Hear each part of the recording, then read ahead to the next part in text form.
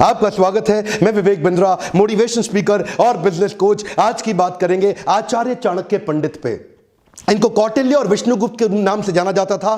पिता का नाम चाणक्य, इसीलिए इनका नाम पड़ा चाणक्य। बुद्धि के भगवान। इनकी कूटनीतियों पर चल के कई साम्राज्य स्थापित हुए। आज कई बड़ी मिनिस्ट्रीज है हमारे देश में।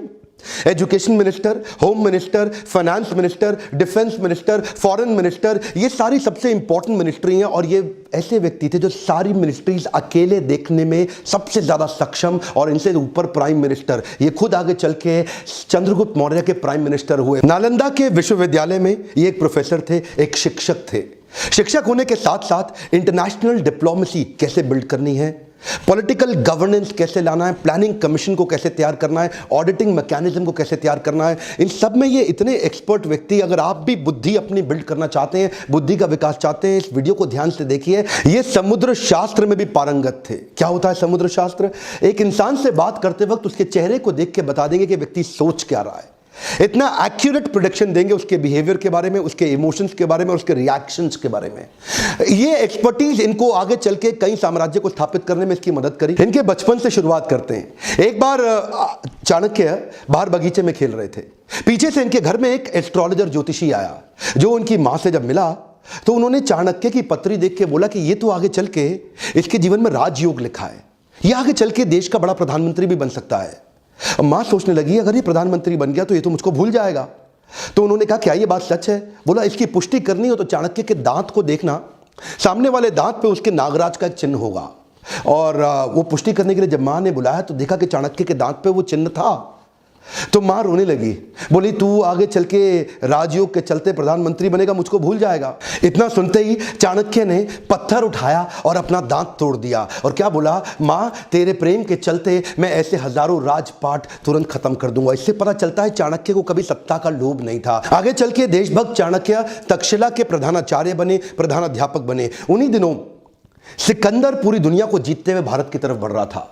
सोने की चिड़िया भारत को लूटने के लिए वो आक्रमण पे आक्रमण कर रहा था, पोरस को हरा चुका था। और चाणक्य के मन में उन दिनों एक ही सपना था, क्यों ना अखंड भारत का निर्माण किया जाए, एक शक्तिशाली राजा को खड़ा किया जाए। ये अलग अलग राजाओं से इन्होंने मिलना शुरू किया। उस समय मगध जो सबसे बड़ा साम्राज्य था नंदा डायनेस्टी का, आज के समय में जो उड़ीसा है, बिहार है, उत्तर प्रदेश जो आज का समय है, वो सारा सब उस समय मगध कहलाया जाता था। और नंदा डायनेस्टी का सबसे बड़ा राजा धनानंद ये उसके पास गए और उसको इन्फ्लुएंस करने का प्रयास किया कि क्यों ना सिकंदर के खिलाफ हम तैयारी करें। और तब इन्होंने कहा, अच्छा उस समय धनानंद बिजी था। किन चीजों में बिजी था? वो प्रजा से कर वसूलता था, टैक्स लेता था और उसको अपने जुए सट्टे लॉटरी में, परस्त्री गमन में, अपने भोग विलास के अंदर खर्च कर देता था। इन्होंने इसको समझाया कि राजा का कर्तव्य है कि समाज से पैसा ले, जो आप टैक्स लेते हैं उसको समाज सेवा में लगा दें। और धनानंद को गुस्सा आया, बोला ए पंडित तुम अपनी पंडिताई करो, मुझको राजपाट ना सिखाओ, सिकंदर यहां तक नहीं पहुंच पाएगा। जब चाणक्य ने इनको दोबारा समझाने का प्रयास किया, इन्होंने धक्का मार के उसको गिरा दिया नीचे। और जब चाणक्य नीचे गिरे तो उनकी शिखा खुल गई और बोले तेरी यही शिखा काट देंगे। उस बात पे चाणक्य को बहुत बुरा लगा। उस दिन उन्होंने एक संकल्प ले लिया कि मैं ये शिखा तब तक नहीं बांधूंगा। This is called converting anger into resolution. उन्होंने अपने क्रोध को संकल्प में परिवर्तित किया। बोला उस दिन तक शिखा नहीं बांधूंगा जब तक तेरे साम्राज्य को उखाड़ के एक अखंड भारत का राजा ना लाकर खड़ा कर दूं। बहरहाल अब चाणक्य को लगने लगा कि अब समय आ गया कि मुझे ही किसी को कल्टीवेट और बिल्ड करना पड़ेगा। चाणक्य की डिटर्मिनेशन आपको इस बात से समझ में आएगी कि उन्होंने एक यंग लड़के के प्रति अपना जीवन समर्पित कर दिया जिसका नाम था चंदू। इसका नाम आगे चल के पड़ा चंद्रगुप्त। इसको उन्होंने ट्रेनिंग दी, बहुत सारे संस्कार और सारे प्रकार के शास्त्र उसको सिखाए। इमेजिन करिए ये 17-18 साल के लड़के, चंद्रगुप्त की मदद से इन्होंने सोचा कि मैं सिकंदर के साम्राज्य को उखाड़ दूंगा। चंद्रगुप्त को खुद को भी विश्वास नहीं था, लेकिन उनको निष्ठा थी, उनकी शरणागति थी चाणक्य पंडित के प्रति। चाणक्य उनको एडवाइस करते चले गए, गाइड करते चले गए। चंद्रगुप्त उनकी सारी बातों को मानते चले गए। ये कहते थे कि शत्रु की दुर्बलता जानने तक उसे अपना मित्र बनाए रखो। चंद्रगुप्त हैरान, बोले सिकंदर को मित्र कैसे बनाएंगे? चाणक्य ने तभी चंद्रगुप्त को समझाया कि तुम इनकी सेना में शामिल हो जाओ। किसी प्रकार से इन्होंने छोटे से बालक को उनकी सेना में घुसाया और उनका एक फेथफुल सिपाही बना दिया, जिससे अंदर की सारी जानकारियां अब चाणक्य के पास आने लगी। चाणक्य को इतना समझ में आ चुका था कि बहुत दूर से ट्रैवल करती हुई लाखों की सेना सिकंदर की शरीर से अब थक चुकी है। बोला अब इनको मन से थका देंगे। इन्होंने अंदर भ्रांतियां फैलानी शुरू कर दी सिकंदर की सेना के बीच में। देखिए, सिंध नदी अभी तक पार नहीं कर पाया था, भारत में अभी तक घुस नहीं पाया था पूरी तरीके से, और वहां भ्रांतियां फैला दी कि हमारे जो देश, भारत के जो देवी देवता हैं वो तुमसे नाराज हो चुके हैं।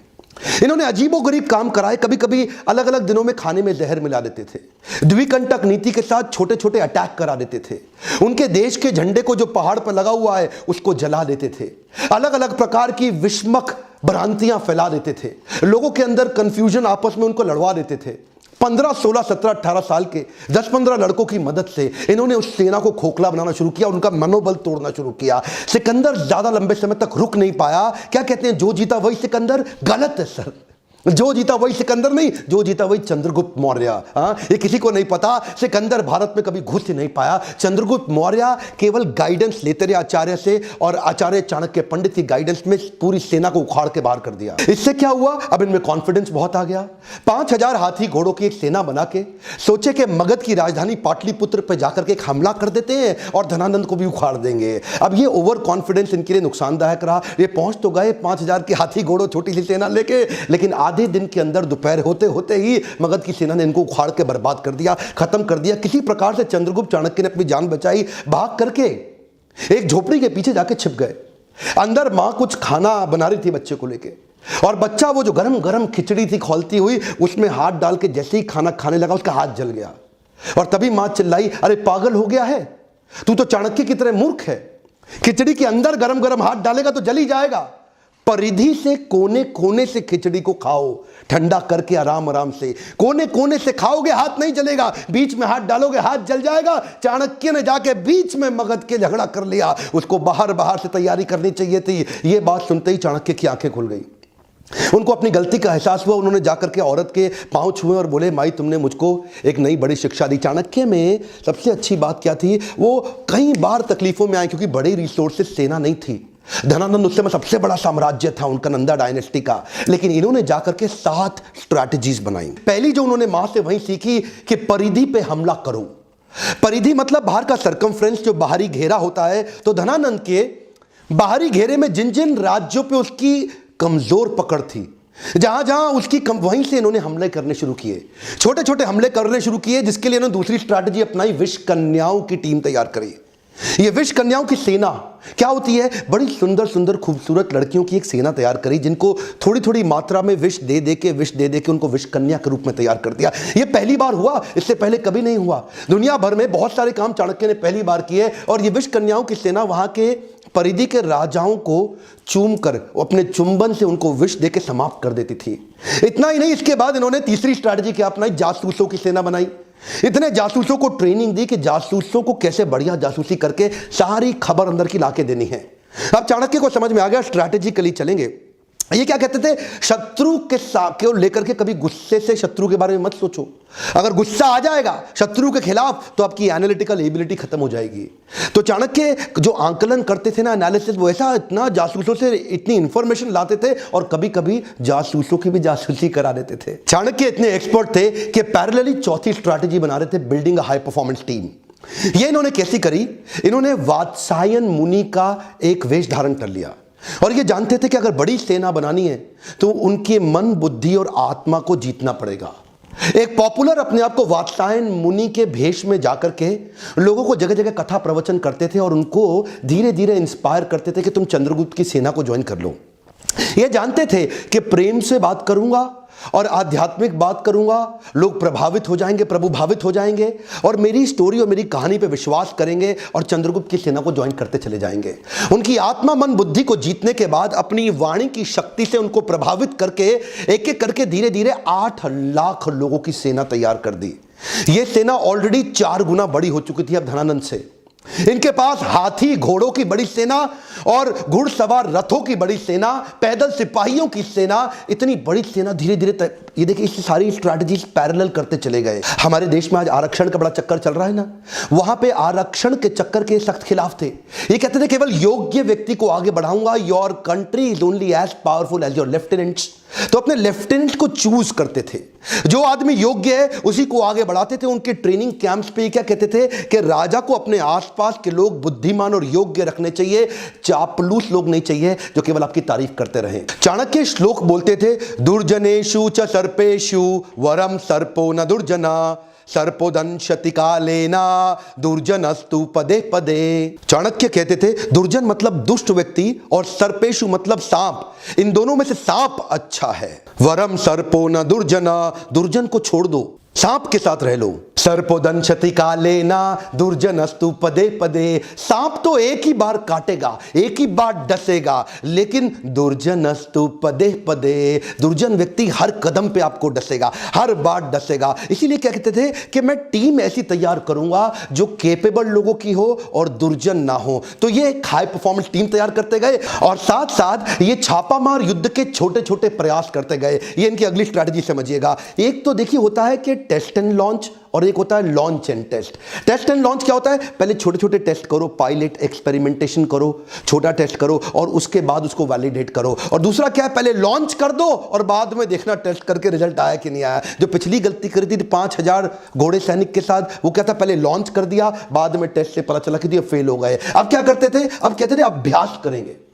बोले प्लानिंग और प्रैक्टिस में फर्क है। प्लान तो आपका ठीक हो गया लेकिन छोटी छोटी प्रैक्टिस करेंगे। तो छापामार युद्ध परिधि में लगातार करते रहते थे। उससे इनकी प्रैक्टिस बढ़ती चली गई, इतनी प्रैक्टिस बढ़ गई कि उसके बाद वो टेस्ट एंड लॉन्च, इतने सारे टेस्ट कर दिए कि ताकि बड़ा हमला करने पे दिक्कत ना आए। और अगली स्ट्रैटेजी में इंटरनेशनल अलायंसेस बिल्ड करके अपनी ताकत और अपनी सेना को बढ़ा करते गए। कश्मीरी राजा प्रवर्तक को उन्होंने अपने साथ में लिया और बाहर से कई यूनानी राजाओं को भी अपने साथ लिया, जो ये पिछली बार पहले जीत चुके थे ना सिकंदर को, तो वहां से कुछ यूनानी राजाओं के साथ भी उन्होंने सपोर्ट लिया। पोरस का भी सपोर्ट अपने साथ में लिया और कई समुद्री लुटेरों को भी अपने साथ में अपनी सेना में बनाया। इतनी बड़ी सेना बना करके ये 7 स्ट्रैटेजीज मिला के इकट्ठे चलते चले गए। एक एक करके अंदर घुस के पूरी धनानंद की नंदा डायनेस्टी को उखाड़ के खत्म कर दिया।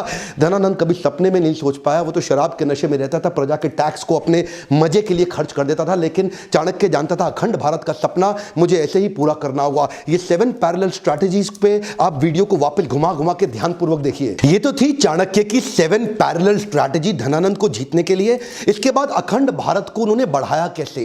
Kabul, Gandhar, Kandhar, Balochistan, Turkmenistan, Kyrgyzstan, central Asia तक उन्होंने एक छत्र राज्य कैसे एस्टैब्लिश किया, ये अभी नहीं बताऊंगा, ये अगले वीडियो में बताऊंगा। लेकिन अगला वीडियो तभी डालूंगा अगर आपने इसको 1 लाख से ज्यादा लाइक दे दिए। हिस्ट्री को जान करके आप अपने प्रेजेंट और फ्यूचर को और इंप्रूव कर सकते हैं। क्या ये मैं इतनी मेहनत करता हूं? अगर आपको वीडियोस वास्तव में अच्छे लगते हैं तो लाइक करके मेरा उत्साह बढ़ाइए। अगर आप